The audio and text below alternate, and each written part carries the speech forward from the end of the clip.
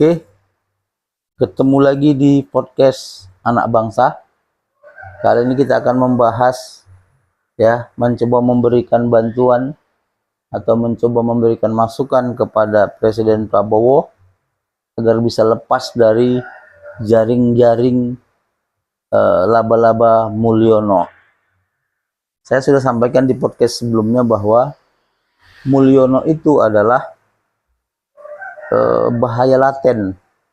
Sampai kapanpun dia akan tetap merongrong atau merusak Prabowo dari dalam, pelan-pelan, karena beliau juga punya kepentingan di 2029 dengan putra mahkotanya.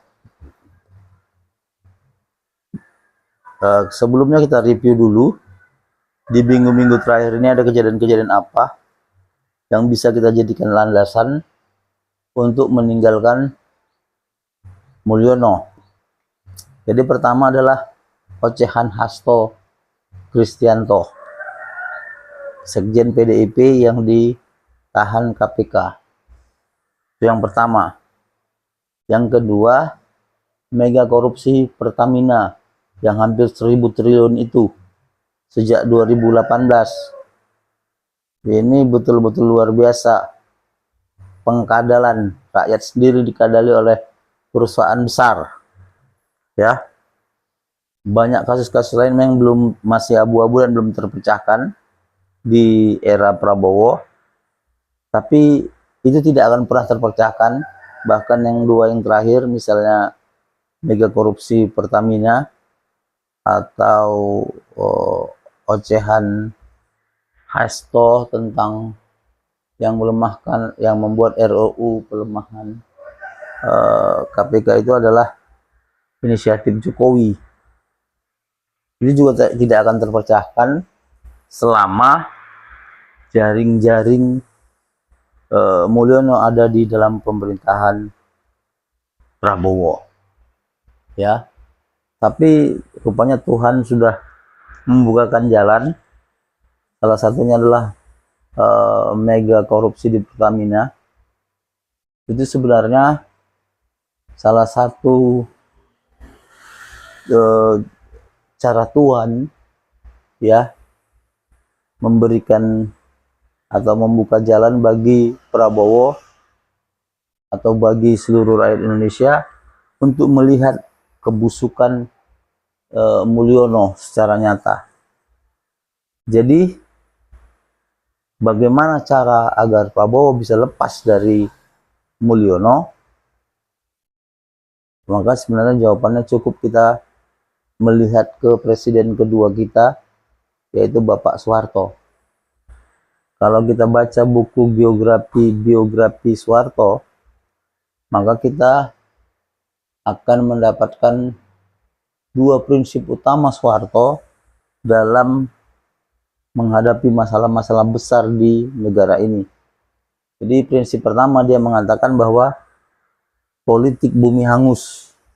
Politik bumi hangus ini dia terapkan di serangan umum 1 Maret 1949.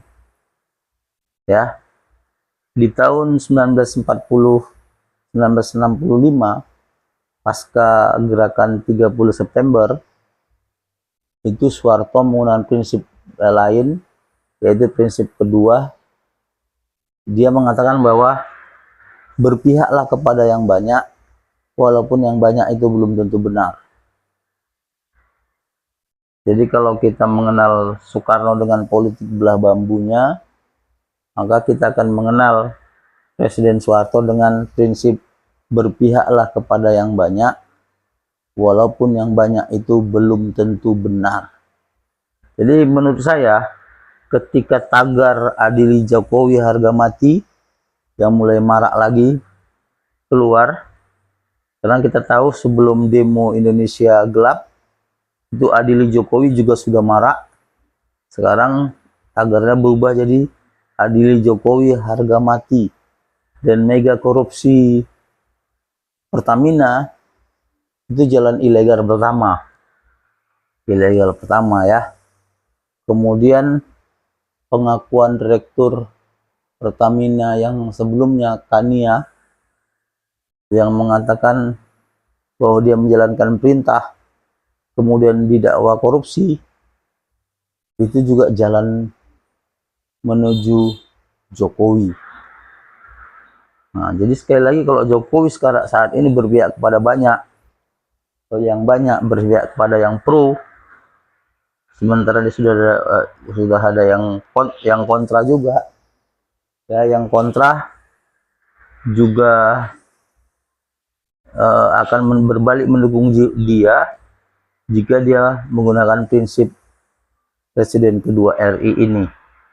Jadi sekali lagi, kalau Soeharto berani lepas dari bahaya laten Mulyono, saya yakin rakyat yang pro dan yang kontra pada Prabowo akan bersatu mendukung, dengan harapan Mulyono diadili. Karena daya rusak Mulyono, akhirnya kerusakan itu ditampung oleh Prabowo. Ya, sekali lagi Pak Prabowo, kami berharap Anda berpihaklah kepada yang banyak. Jangan berpihak pada satu keluarga atau satu dinasti. Kalaupun Anda hutang budi, lupakan itu. Karena seperti dibilang Pak Harto, berpihaklah kepada yang banyak. Walau yang banyak itu belum tentu benar. Apalagi kalau yang banyak itu benar. Demikian podcast Anak Bangsa. Jangan lupa like, subscribe, dan komen ya, agar podcast ini bisa berkembang. Ketemu lagi di podcast berikutnya.